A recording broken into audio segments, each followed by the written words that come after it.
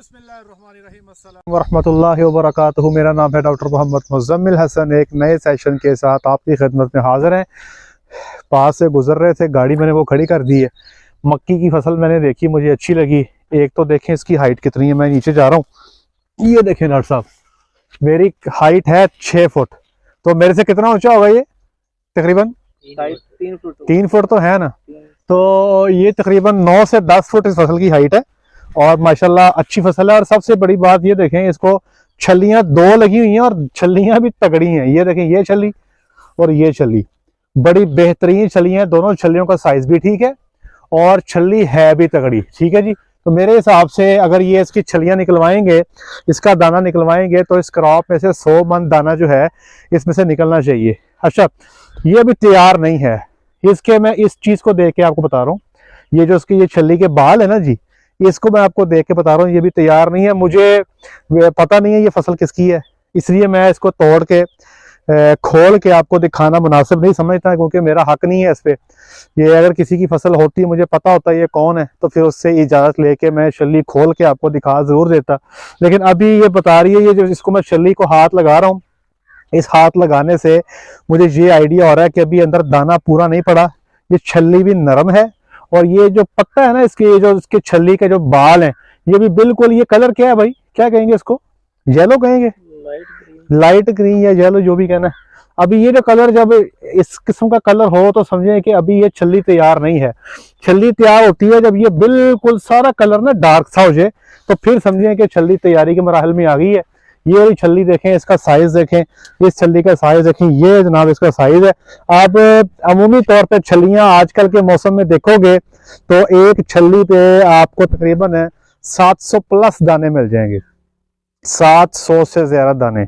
और अगर आप परसेंटेज की बात करें तो अच्छी फसल मेरे हिसाब से, एक अच्छी फसल वो है जिसमें 15% दाना हो। बंदे जो परेशानी की बात नहीं है, 15% के करीब दाना, 15% के करीब दाना अगर आपकी फसल में है तो समझे आपकी फसल बेहतर है। मिसाल के तौर पे आप ये कह लें कि 1 मन साइलेज अगर आपका जानवर खाए और उस 1 मन के अंदर 6 किलो दाना हो, ये बन जाता है तकरीबन 15%। तो समझिए कि आपकी फसल बड़ी ज़बरदस्त है। तो ये फसल जो मेरे बैक साइड पर खड़ी है, इसका अगर मैं झाड़ का अंदाज़ा लगाऊं तो मेरे हिसाब से ये बड़ी सगनी फसल है।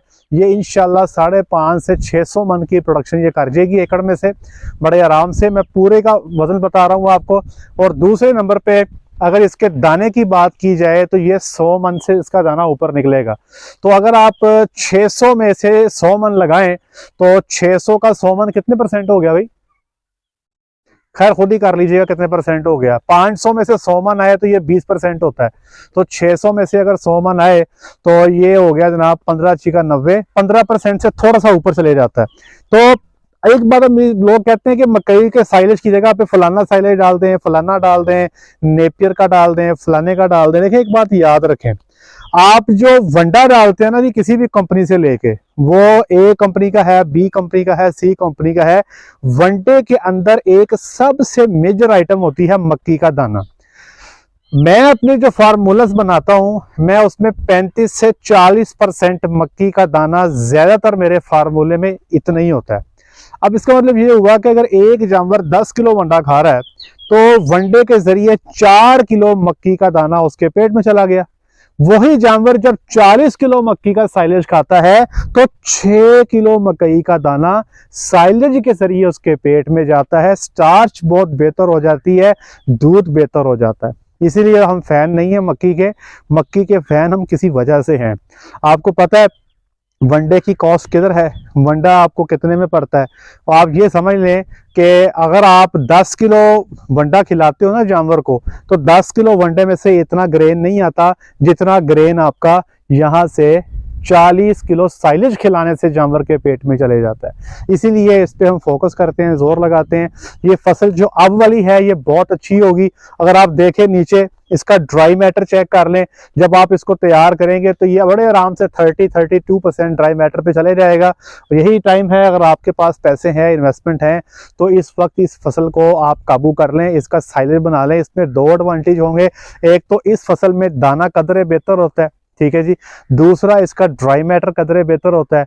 तो ये आपको एडवांटेज मिल जाता है। जो फसल आपकी अक्टूबर नवंबर में आती है ना जी, उसका ड्राई मैटर कम होता है, उसमें धड़ में से पानी निकलता रहता है, उसमें दाने की रेशो भी ओवरऑल कम हो जाती है। तो मेरे ख्याल से मकई के लिए जो मोस्ट सूटेबल जो साइलेज के लिए मक्की है वो यही है, और इसी पे जो है आप अपने जानवरों के लिए काम करें। ये मेरे हिसाब से जो सिचुएशन इसकी नज़र आ रही है, मैक्सिमम हफ्ते से 10 दिन में ये तैयार हो जाएगी इंशाल्लाह।